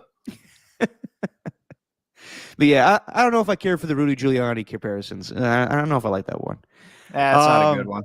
Nah, don't. I would rather take Brian Daboll than Rudy Giuliani any day of the week. Real quick, don't need to go into this game at all. The Titans and Patriot game. I mean, it's two bad teams, but the Drake May play at the gun to get that touchdown pass. That's why he's probably going to be a very good player in this league. At the same time, he makes that throw to get that game in overtime, and then he rushes it in overtime to throw that pick. It's going to happen with rookies. Mm-hmm. The Cowboys may be done after losing that game, losing 3 in a row, and going to Atlanta and losing that game. Yeah, I see a lot of talking heads right now pushing back on talking about the Cowboys. They don't want to do it because it's not worth it. And Dak Prescott's out for, it sounds like he's going to go on IR with this hamstring injury. So it's Cooper Rush, maybe a little bit of Trey Lance. Yeah, I don't know what's going to happen with the Cowboys. I don't see them going anywhere right now if they lose Dak for a good deal of time. And then the Falcons, man, they are humming right now. They're probably going to be your NFC South winner with the Bucks losing 3 in a row. And Kirk Cousins he doesn't need to move around. He's got the offensive line blocking for him. Bijan Robinson helping him out in the backfield. Kirk Cousins looks like Matthew Stafford in this offense right now because it's the same offense from the Rams. He looks very comfortable, and I'm not going to say he's going to have an MVP type of year, but right now I probably would say he's your leader in the clubhouse for comeback player of the year. Yeah, I don't know who else would be. Yeah. I mean, Aaron Rodgers could have been that guy, but obviously he's not with the way that he's playing. So right. Kirk Cousins looks a lot better. I agree with you. But the thing you mentioned though, it's the big thing is protection, and their offensive line has looked good. And their defense has just gotten a lot better with the additions that they made in the secondary. That's going to be another intriguing team to watch. Although if if you had to give like one team that you'd want to play out of the NFC right now, it probably would be the Falcons, just because it is Kirk Cousins, and we have seen him fold in the big stage before. You mean as far as like the good teams? Yeah. Yeah. I would say them, the Commanders, they still need to prove some stuff, but they're beating up on the bad teams. Right. And I guess the Cowboys are one of those teams right now. Would you agree? Well, and yes, and they haven't had a hard schedule. Really. Like, they've had wins over the Bucks, Saints, Panthers, the Eagles in week 2 when the Eagles weren't very good, and now they look a lot better. We could go to that game next if you want. But also, again, over the Buccaneers, Panthers, Saints, Eagles. Yeah. So wins over decent teams, but now you got the Saints again, and then you got the Broncos, and you got the Chargers. God, actually, they don't have that hard of a schedule. This might be pretty favorable for the Falcons here. Yeah, I think they'll finish with a pretty good record, but we'll see how they go in the playoffs. I was trying to, dude, I was trying to do that thing where I'm like, oh, the second half of the season they got a much harder schedule, and then as I'm reading through it, it is Saints, Broncos, Chargers, Vikings, Raiders, Giants, Commanders, Panthers. Yeah, they could finish with a pretty good record, but we'll see how tested they are. It could be like a repeat of Kirk Cousins with the Vikings a couple of years ago, where they got bounced in the first round by the Giants. Dude, at minimum, they could be an 11-win team. They could. And if anybody could use some pass rush today, it's the Falcons, because they're not getting a lot from Matt Judon. And what's that guy's name? Arnold Ipakite, I believe his name is. I'm butchering it. They could have used. I heard that I heard, but I saw the rumors that they were in on Azeez Ojulari, and the Giants were just asking for way too much. So Falcons are rolling with who they have right now. They made enough moves anyway. Speaking of the Eagles, they get by and beat the Jaguars 28-23, and they were rolling in that game. Saquon catching a pass out of the backfield, his ridiculous "let me leap over someone backwards" play, that was insane. But the Eagles fucked around a little bit too much. Nick Sirianni doing his usual stupid shit. Like, he was good for a couple weeks, and then he goes back to, let me do 2-point conversions, of just doing the tush push. I'm tired of the tush push. Not that I don't like the play or anything, like it's unfair. It's not working. It's not working the same effect. You don't have Jason Kelsey. Speaking of which, let me talk about him later. And, I thought that the A.J. Brown injury screwed things up for them a little bit. They stalled offensively. The defense has been playing better. Killer interception by Nakobe Dean to save that game. But yeah, I thought the Eagles did to themselves. I thought that, Doug was trying to not get blown out by going back to Philly. But I thought Nick Sirianni was doing his usual dumb shit that kept the Jaguars in that game. Yeah, well, they also, the score should have been a lot higher, or at least they should not have let the Jaguars score 23 points. You had that weird fumble. Remember that, when it looked like Saquon was down? But yeah, then he got back up. Yeah, then he got back up. It was a weird situation, because they said he didn't go down by contact, even though it looked like a player touched him. But like, everyone in the bar, on the TV, thought that it was just going to be ruled down instead of a fumble, but they managed to return that for a touchdown. So, yeah, the Eagles kind of Plaxico Burress themselves a little bit in that game, but you know what? A win's a win, whatever. True. Speaking of, well, I transitioned already from Kirk Cousins, relating him to the Matthew Stafford. But Matthew Stafford, an amazing performance against the Seahawks. Just an awesome play. The play action fake and deep throw to Demarcus Robinson for the walk-off touchdown. Rams, man, they're getting healthy. They got Puka back. They got Cooper Kupp back. They didn't trade him at the deadline. And they could challenge the Niners, the NFC West. I think I've had any team in the division, I think it's them. We'll talk about Arizona. But, yeah, I thought that the Rams, to go to Seattle and win that game, I thought was a really good win. And Geno, throwing 3 touchdown passes. Jackson Smith and Jigba having a huge performance, filling in for DK Metcalf. At the same time, Geno throwing horrendous interceptions. The interception, the 103-yarder, I mean, that was awful. Then he throws one to tie the game up in regulation. And you can, debate whether or not the Seahawks should have gone for it on 4th and 1 in their own territory to kick the field goal, force the Rams to tie the game or win it. But I think you're going to see Geno Smith, as good as he is sometimes, he just is throwing so many turnovers, throwing so many interceptions or causing turnovers. So I am anticipating at some point, I brought this up with Alon after the Seahawks-Niner game, I think Geno's going to get benched at some point this year, and Sam Howell is going to be your quarterback at some point. I was reading an interesting article from Ben Solak, who writes for ESPN now, and he basically said the Seahawks there's a lot left to be desired on offense, but they can come back from it. And he made a very compelling case. So I'm interested to see if the Seahawks offense can crawl out of this hole right now, because I thought they were going to be a little bit more potent than they are. But, at the same time, Matthew Stafford's Matthew Stafford. That throw was insane. Just rolling out to his left and somehow hitting Demarcus Robinson. Demarcus Robinson made a terrific catch, but God, Stafford put that right where it needed to be. Yeah. No, Stafford's the man. And then the Arizona Cardinals, the other team in the NFC West. I mean, that division right now is interesting. We all think that the Niners have the most talent, but I think there's teams that could challenge them a little bit. So I think the Rams could. I'm not buying the Seahawks right now. I think Geno's just too sporadic with his play. And as far as the Cardinals, they got something going with the defense right now. It's not always going to be like that, but may have been more that Caleb Williams is just struggling the last 2 weeks.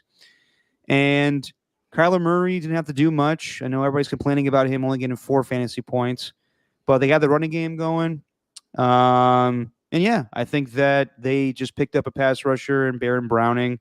So I think the Cardinals, obviously, they have improved. Don't know if they're a playoff team, but yeah, they're, was it 3 wins in a row right now? They're looking pretty good. Look, man, as long as they got Marvin Harrison Jr., Kyler Murray sticking around, James Conner's really good, but I do want to see them bolster that backfield. They just need to build their defense. They're not a playoff team this year, and if they do squeak into the playoffs, they're not going to go very far. But whether it's through the draft or free agency, their focus needs to be defense, defense, defense. And I know they held the Bears to 9 points.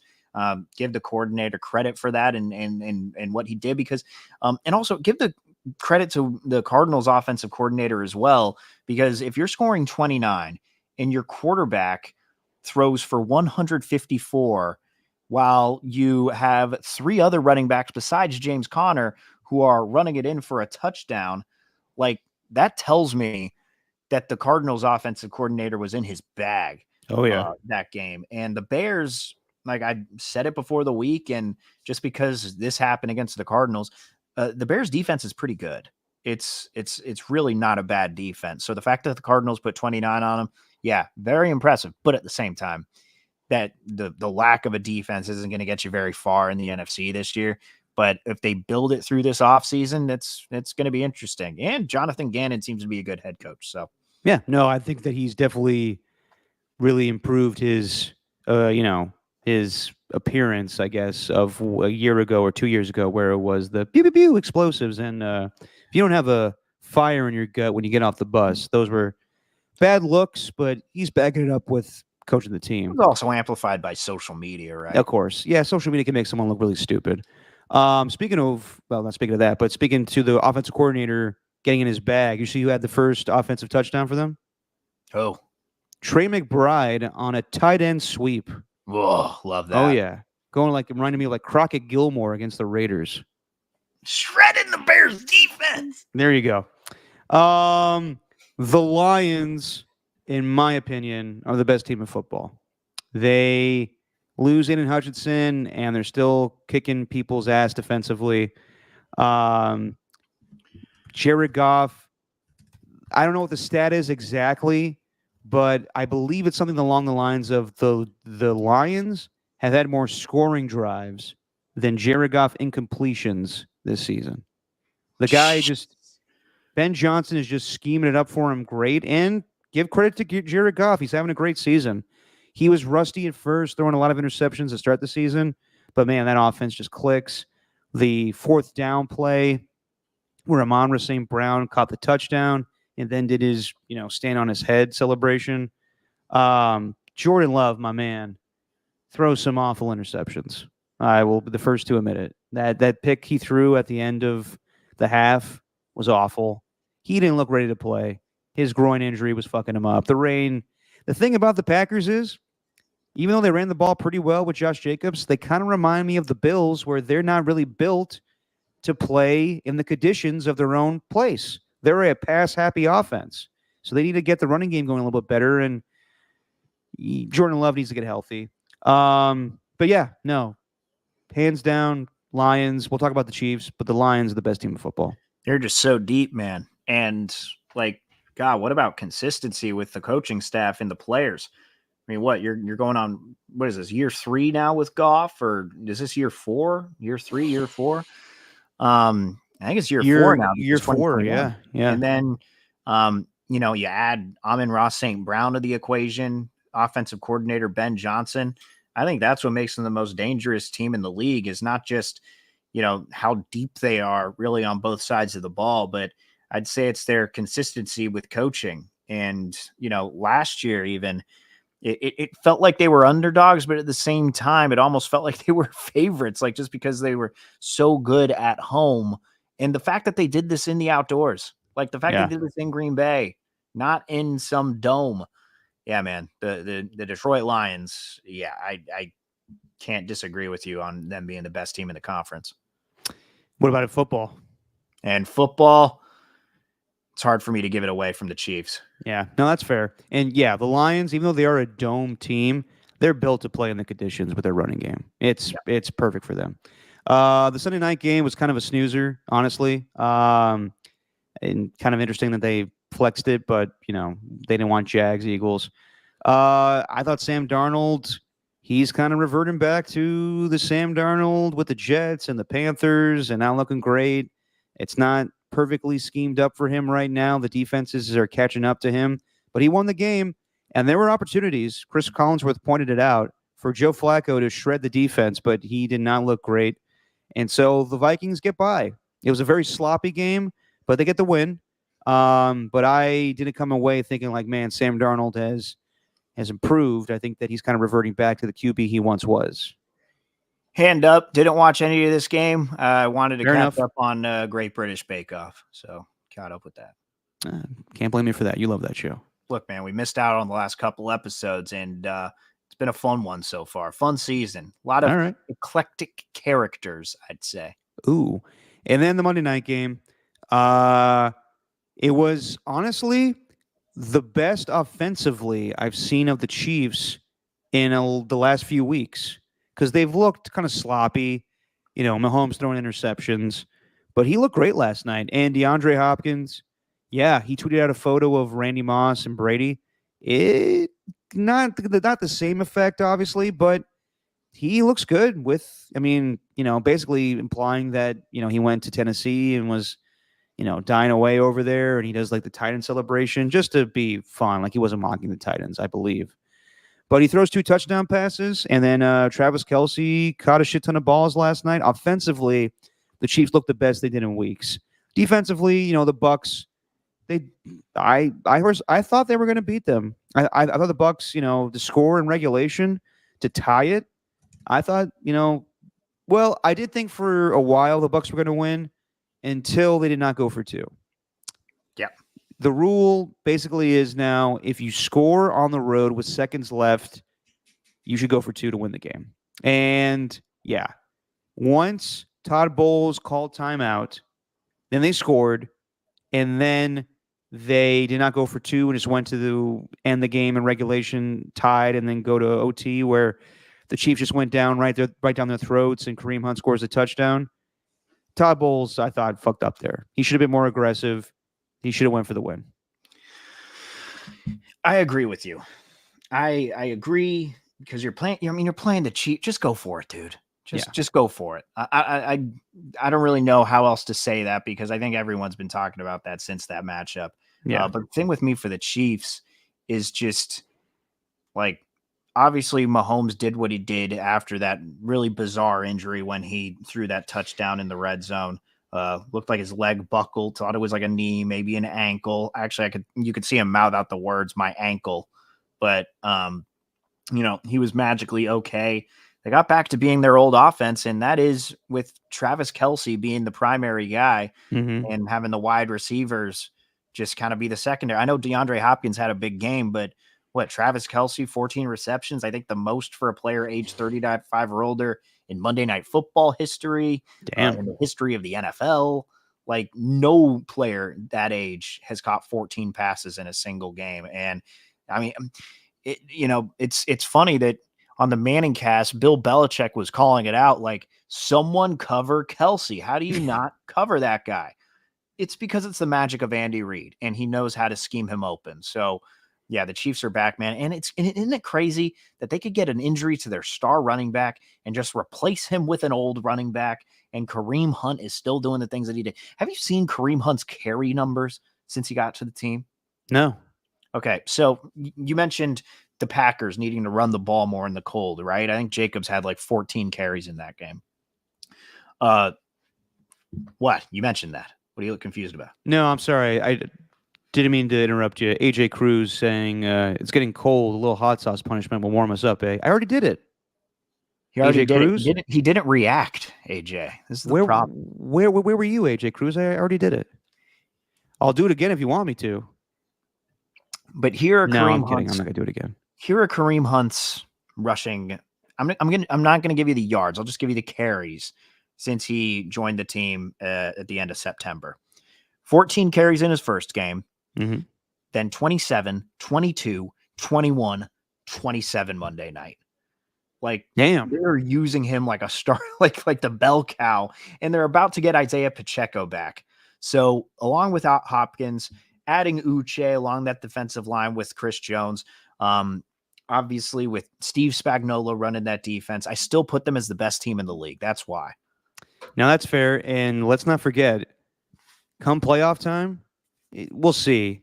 The expectation is Marquise Hollywood Brown will be back at some point. So there you go. Yeah, that's wow. So there you go. That is week 9 in the NFL. And before we get out of here, I want to talk about Jason Kelce going to Penn State to be a part of college. I don't think it was college game day, but he was just there because he lives in the area. And it was Ohio State playing Penn State. And we've all seen the video, if you've seen it on social media. Some jackass fan, this will be my jackass of the week.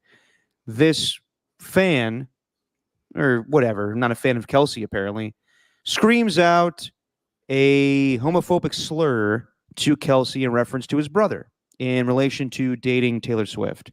Kelce reacted by getting in the guy's face and stealing and taking his phone and slamming it on the pavement and breaking it.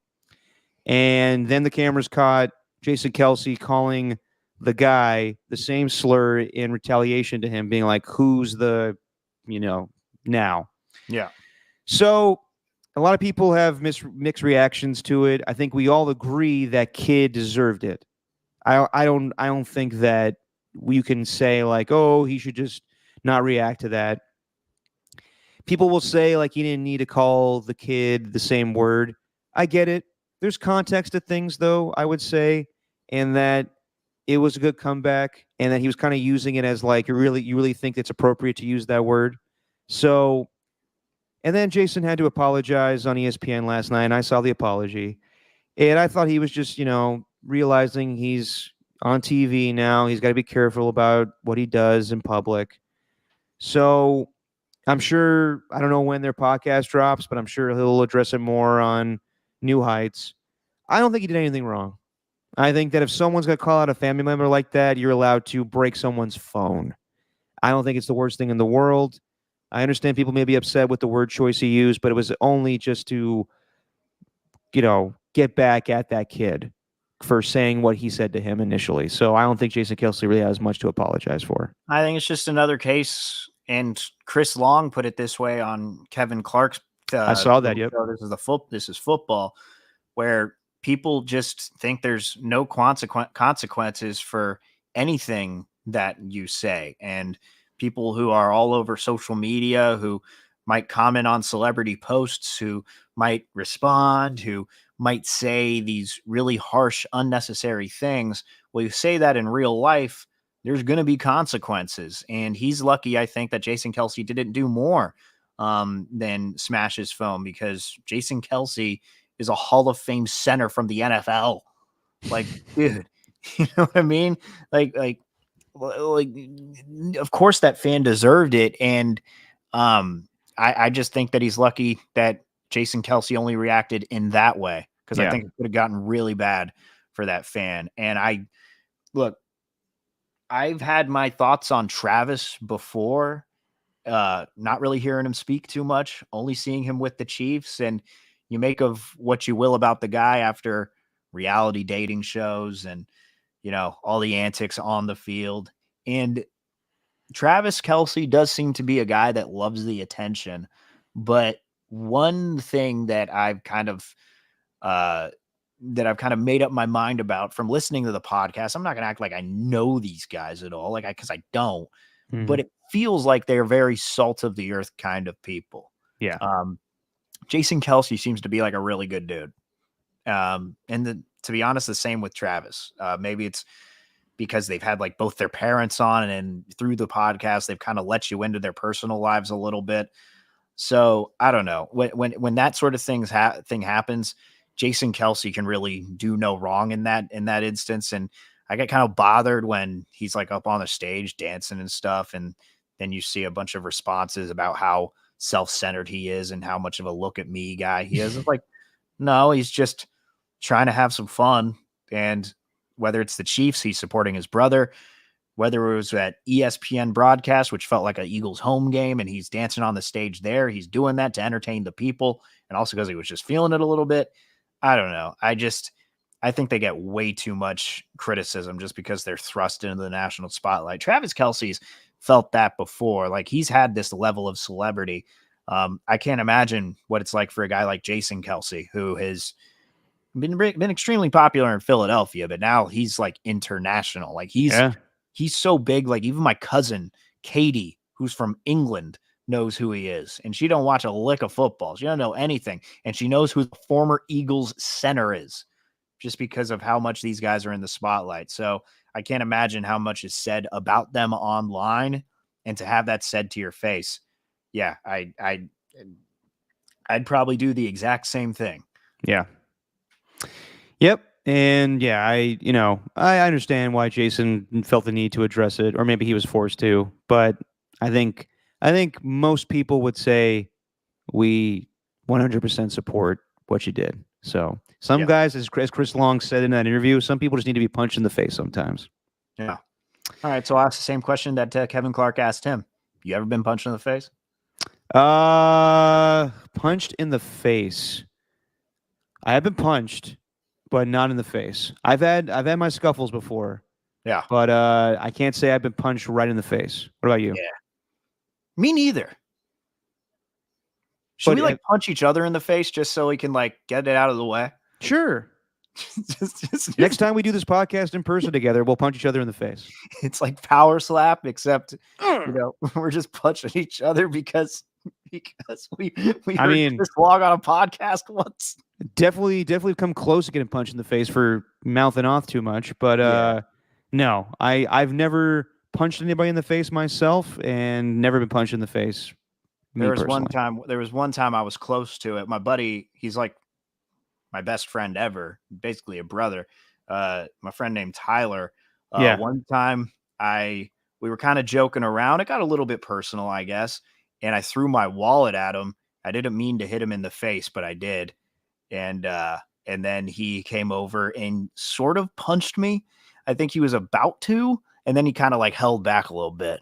And then like after this little scuffle, I remember we just like, he was the one that was giving me a ride. So we just got in the car and acted like nothing ever happened. I mean, that's about as close as I've been to getting punched in the face, is when I threw a wallet at his. Yeah. I don't even know like how I would like go about that. Like, I've definitely like pushed somebody or shoved somebody in like, a confrontational space. But like, to me, like to throw a punch, like you have to get really pissed off. Like, I feel like I would like, connect like in Fight Club where Edward Norton and Brad Pitt fight for the first time, and Brad Pitt's like, you got me in the ear. Like, yeah. It's just a weird thing to be punched in the face. I think it is nowadays too. Like, now that we're in our 30s, Like maybe back in like our late teens or Oh yeah, early I was 20s. more confrontational then, like going to bars a lot more. But now I'm like, I have no energy to fight anybody. Correct. I do not. I think everyone would get really tired after a few swings. And no, Steiny has never come to close to punching me. Ernie too. Steiny looks like he wants to punch me at work. Yeah, he just has that resting. I want to punch your face. There's certain days, it depends. If he's going to play like golf on Wednesdays, he's like, "Hey, Steven, what's up?" And then there are other days where, he walks by and he's like, "Huh." Yeah, And then exactly. And then he does this weird thing. My desk is right next to the door, and it's a glass door, right? And so he'll just like when he's in the commercial, he'll just knock on the glass door, then he'll just stare at me. And he's just like, and he just nods his head a little bit. This probably isn't good for a listening audience, but he like just looks at me, squints his eye, nods his head, and they're like, "What are you doing?" And then sometimes I'll see him mouthing out like, "What the fuck you doing? Yeah. What you doing? No, What are you doing?" he'll definitely do that shit where he'll just stare you down and you're like, "What?" And he's like, "The fuck's your problem?" or he'll give you that like, "I'm not mad, I'm just disappointed in you," when you haven't even said anything. Yeah, Good morning, Steiny. Yeah, he'll just shake your head. He'll shake his head, and you're like, "What? I'm just saying good. I'm saying good morning." Yeah. By the way, we were at Harmonic last week. Steiny and Guru, I guess we're doing a show out there too, or maybe just Steiny wanted to come out to watch the Warriors. He's walking by. Me, Copes, and Tom are doing the show, and I wave to him like, "Steiny, what's up, man?" He just gives me a look like, then proceeds to walk into Harmonic. "Hey, what's up, Copes? Tommy T. It's been a while, man. What's going on?" Derek. Yeah. I think it's a term of endearment from him. Yeah, right? I guess so. Anyway, Steven, anything else you want to get into tonight? I got nothing. All right. I've gotten everything out of the way. I've gotten this cat scratcher. I'm glad for a Cat scratcher. I'm glad for a little less than 2 hours we've been able to distract ourselves from the election, but now I'm gonna go off and be scared again. But it looks like we got all our wedding photos now. So how about that? Oh, nice. Yeah. Well, let me say this, everybody. I don't like to dive into politics too much on this show, but hey, it comes up. It's part of life. I don't know what's going to happen with this election. And I'll be completely honest, in more recent years, I've been less politically invested because I just think it causes a lot of divisiveness and, mental health stuff. I don't like getting into it too much. Right. And whatever way it goes, I understand people are very passionate on both sides of whatever way you vote. So I would say if the person that wins, if the person that you voted for wins, don't be annoying about it. And also I would say if the person that you wanted to win doesn't win, then by all means speak up, use your voice. But do it in a civil manner. I feel like we are way too divisive as a country right now, and that's a big issue I have. I hate it.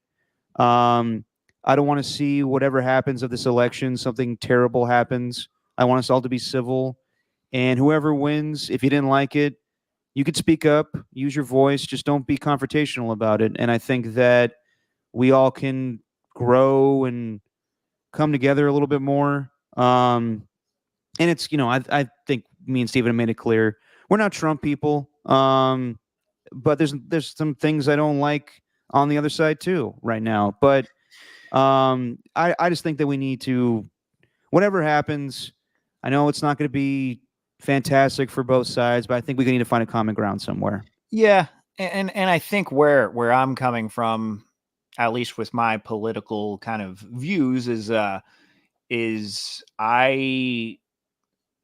think what gets lost in all this thing with all this stuff is like as soon as someone's president, like you can't be critical of them. You're on their side with every single issue, and I'm not.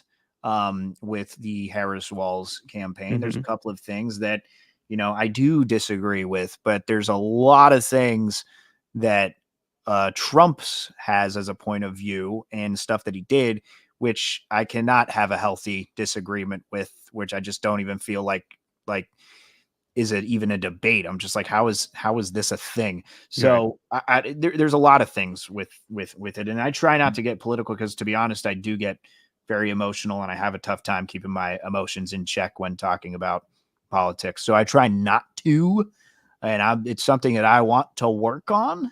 And I don't know. It's a really slippery slope for me whenever I'm talking about that. So, just I'll echo everything that you said. No, I agree, man. And I think that people need to realize, sometimes the outcomes of these elections, you got to think more about who it affects. If you're just so selfishly thinking about it affects you, you got to think about who else the impact has on. So we'll see what happens. Yeah, we will. We will all still be alive. We will all still be here, and we, need to make the best of it. So I would just tell everybody, don't let it affect you too much. Politics are an important thing, but it doesn't need to consume your life. So try to have fun, try to laugh, whatever happens. Although, do we give an election update right now? Do we do that? I can give you an election update. By all means, Steve Lankaki, by all means. All right, let's go here to Alameda County. I go over to Contra Costa, a big Democratic state, very blue. No, the election results right now, Trump is leading. Obviously, you need 270 electoral votes to win.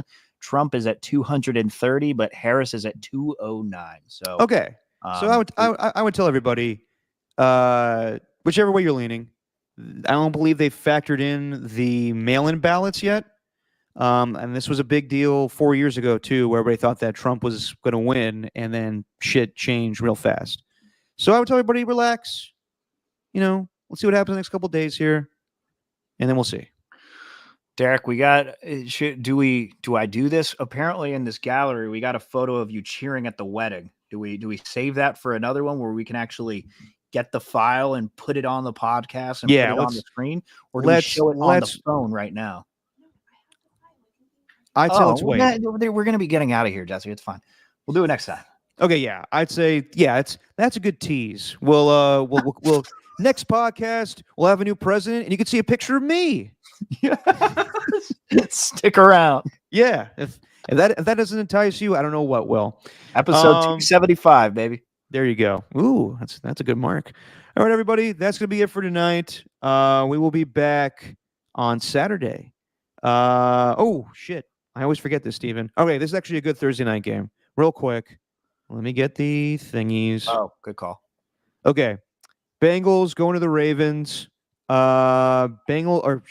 Ravens are favored by 6. Over under 52.5. Division game. I will take the Ravens to win. I'll take the Bengals to cover, and I'll take the under. Short week. Give me the under. Give me the Bengals to win. Oh, wow. How about that? Yeah, making it spicy. All right, everybody. To everybody in the chat tonight, we'll see you on Saturday. To Ernie 1, Ernie 2, Otis Burgers the Word, AJ Cruz, Danny Golding TV showing up a little late, but better late than never. And Tacky. Oh, Tacky. I love Tacky. Oh, now the guy who fucked up Harmony is going to try to preach to us? Yeah, everybody's mad at me because the sex robot that we do on Tolbert and Copes, the voice, changed, and I have no way of changing it. So that's a shame. We're gonna have our own election on Tolbert and Copes of picking the new sex robot voice. Should be thrilling radio. Anyway, that's it for tonight. See you guys on Saturday. Steven, say what you always say. NFL should give us the ability to vote owners out. It's just our opinion, man.